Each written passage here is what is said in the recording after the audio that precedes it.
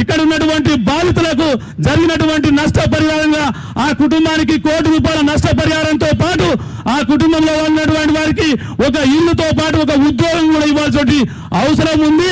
అదేవిధంగా ఈ యొక్క దాడులు జరగకుండా బీసీల కోసం బీసీల రక్షణ చట్టం కూడా తీసుకురావాల్సిన అవసరం ఈ రాష్ట్ర ప్రభుత్వం మీద ఉంది.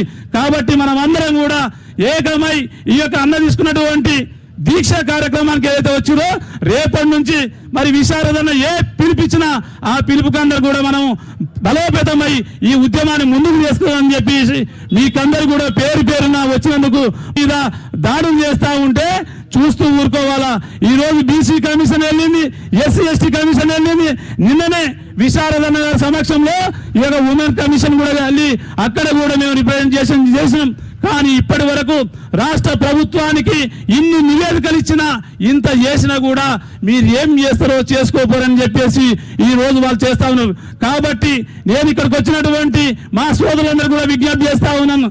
ఈ యొక్క అంశం మనం ఇట్లా వదిలిపెడితే ఏం చేసిర్రు వీళ్ళు చేసి దీక్షలు చేసి ధర్నాలు చేసి రాస్తారోకలు చేసి ఏం చేసిరని చెప్పేసి మళ్ళీ దాడులు చేయడానికి మరి వాళ్ళు ప్రయత్నం చేస్తారు. కాబట్టి మిత్రులు ఒక్కసారి ఆలోచించండి.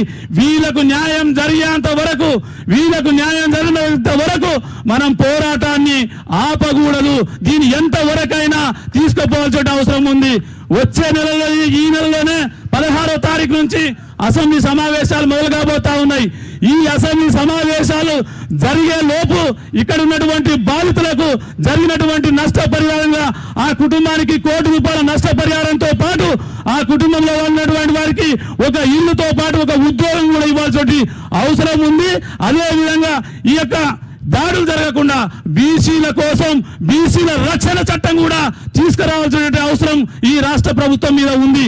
కాబట్టి మనం అందరం కూడా ఏకమై ఈ యొక్క అన్న తీసుకున్నటువంటి దీక్ష కార్యక్రమానికి ఏదైతే వచ్చిందో రేపటి నుంచి మరి విశారదన్న ఏ పిలిపించినా ఆ పిలుపుకందరూ కూడా మనం బలోపేతమై ఈ ఉద్యమాన్ని ముందుకు తీసుకుని చెప్పేసి మీకందరూ కూడా పేరు పేరున వచ్చినందుకు మరొకసారి కృతజ్ఞతలు చేస్తూ జై బీసీ జై బహుజన వర్ధిల్లాలి ఎస్ఎస్సీ బీసీల ఐక్యత.